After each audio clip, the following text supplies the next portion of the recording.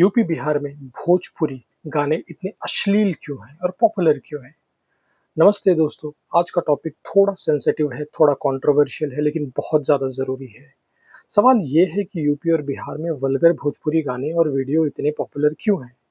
YouTube पर जाइए, lollipop लागेलू, लहरिया लूटा जैसे गाने पर करोड़ों व्यू ले चुके हैं। कुछ गाने तो ऐसे हैं जिन्हें आप अपने बच्चों के सामने सुन भी नहीं सकते, लेकिन फिर भी लोग सुनते हैं, शेयर करते हैं, डांस करते हैं। आखिर क्यों? आज हम इस बात पर डेटा के साथ, फैक्ट के साथ और बिना किसी जजमेंट के बात करेंगे। तो वीडियो को अंत तक देखिए, क्योंकि जो आप सुनने वाले हैं वे सच में आपको चौंका देगा। दोस्तों, पहले कुछ ज़रूरी नंबर समझ लेते हैं। यूट्यूब डेटा भोजपुरी गाने के बारे में देख लेते हैं। यूट्यूब पर हर साल 300 करोड़ से ज़्यादा व्यू पाते हैं। पवन सिंह, केसरी लाल यादव जैसे आर्टिस्ट के चैनल्स पे 2 से 3 करोड़ सब्सक्राइबर्स हैं। कुछ सिंगल सॉन्ग जैसे लॉलीपॉप लागेलू के 50 करोड़ व्यू मिल चुके हैं। ये बॉलीवुड के कई बड़े हिट से भी ज़्यादा है। स्पॉटिफाई, जियो सावन 2023 के रिपोर्ट के अनुसार Bhojpuri music regional music category में टॉप 3 में रहा है। यूपी, बिहार, झारखंड के यूजर्स सबसे ज़्यादा भोजपुरी कंटेंट स्ट्रीम करते हैं। इंटरनेट यूजर्स के बारे में अगर बात करें तो 15 करोड़ से ज़्यादा इंटरनेट यूजर्स है। बिहार में 7 करोड़ से ज़्यादा एक्टिव इंटरनेट यूजर हैं। इनमें सबसे बड़ा हिस्सा सेमी अर्बन रूरल एरिया। सवाल उठता है कि इतने बड़े ऑडियंस को इतने वल्गर कंटेंट पसंद क्यों है? इसके 5 मुख्य कारण हैं। दोस्तों, पहला सबसे बड़ा कारण है एंटरटेनमेंट के लिए कम विकल्प। सोचिए एक ऐसा इंसान जो जिंदगी के बारे में, जो दिन भर खेत में काम करता है या किसी फैक्ट्री में 12 घंटे शिफ्ट करता है, जिसके पास न सिनेमा हॉल है, न मल्टीप्लेक्स है, न कोई अम्यूजमेंट पार्क है, उसके पास एंटरटेनमेंट का सबसे सस्ता और आसान जरिया है एक सस्ता स्मार्टफोन और फ्री यूट्यूब चैनल। अगर हम एनएफएसएस डेटा के हिसाब से देखो तो बिहार में 38% से ज़्यादा लोग गरीबी रेखा के नीचे जीते हैं। यूपी में लिटरेसी रेट 67% है, जो नेशनल एवरेज 77 से काफ़ी कम है। जब एजुकेशन कम होगा तो क्रिटिकल थिंकिंग भी कम होगी। जब ऑप्शंस कम होंगे तो सस्ता और एक्साइटिंग लगेगा, वही चलेगा। और वल्गर कंटेंट एग्जैक्टली यही करता है, तुरंत एक्साइटमेंट देता है। कारण नंबर 2, एल्गोरिथम। यूट्यूब और सोशल मीडिया का एल्गोरिथम, ये बहुत कम लोग समझते हैं कि यूट्यूब को एल्गोरिथम उस वीडियो को ज़्यादा प्रमोट करता है जिस पर ज़्यादा क्लिक्स होते हैं, ज़्यादा देर तक देखा जाए, ज़्यादा कमेंट्स आए, ज़्यादा रिएक्शंस हो। अब सोचिए, एक थंबनेल पर अगर कोई बोल्ड इमेज हो, कोई प्रोवोकेटिव टाइटल हो, तो क्लिक तो होगा ही। और जब एक वीडियो वायरल होती है तो उसका एल्गोरिथम उसी तरह की और वीडियो को रिकमेंड करने लगता है। ये एक एको चैम्बर बन जाता है। एक 2022 के ऑक्सफोर्ड इंटरनेट इंस्टीट्यूट की स्टडी में पाया गया कि लो इनकम और लो लिटरेसी यूजर्स में यूट्यूब एल्गोरिथम उन्हें सेंसेशनल और प्रोवोकेटिव कंटेंट की तरफ ज़्यादा पुश करता है, क्योंकि वो कंटेंट ज़्यादा इंगेज करते हैं। यानी सिस्टम खुद इस ट्रैप को बड़ा कर रहा है। तीसरा कारण है कल्चर में ये नॉर्मलाइजेशन, यानी जब गलत चीज़ इतनी बार देखी जाए कि वो नॉर्मल लगने लगी। भोजपुरी म्यूजिक एक बहुत पुराना और समृद्ध ट्रेडिशन है।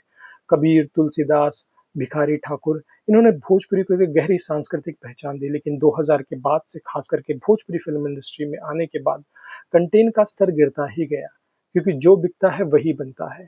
प्रोड्यूसर्स ने देख लिया कि डबल मीनिंग के सॉन्ग्स, आइटम नंबर्स, ज़्यादा कैसेट्स बेचे जा रहे थे, फिर ज़्यादा सीडीज़ बेची जा रही थी, फिर यूट्यूब पे ज़्यादा व्यूज़ मिल रहे थे, तो उन्होंने क्या देखा, यही बनाना शुरू कर दिया। अब उनके लिए नॉर्मल है। शादियों में गाना बजते हैं, गाँव के चौराहे पर ये गाना बजते हैं, डीजे और ट्रैक्टर, ऑटो पर हर जगह यही। जब घर से लेकर समाज तक हर जगह यही दिखे तो बच्चे क्या सही और क्या गलत ये फ़र्क जान पाएँगे? चौथा, मनी और पॉलिटिकल कनेक्शंस। ये बात थोड़ी अनकंफर्टेबल है, लेकिन सच है।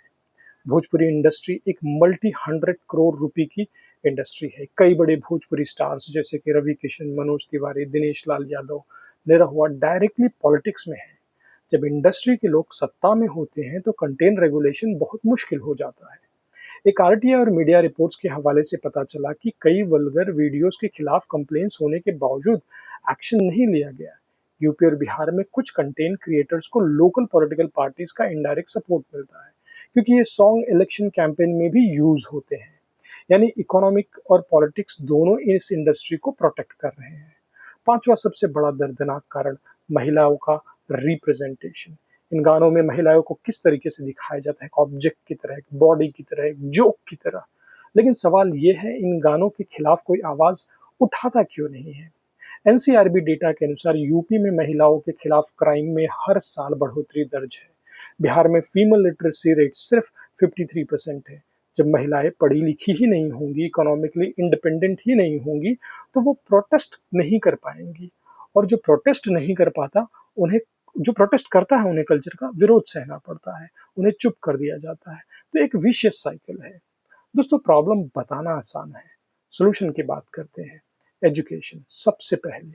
लोग पढ़े लिखे होंगे तो खुद डिसाइड कर पाएंगे कि क्या देखना चाहिए।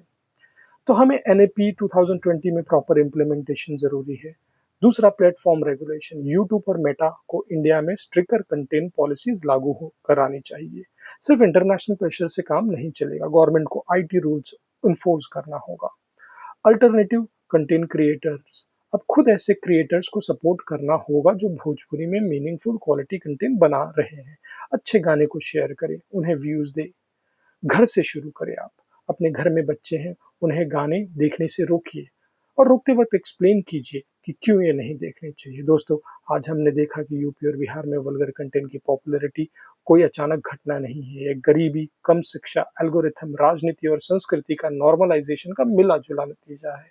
सिर्फ गुस्सा काफी नहीं है, समझ की जरूरत है, एक्शन की जरूरत है।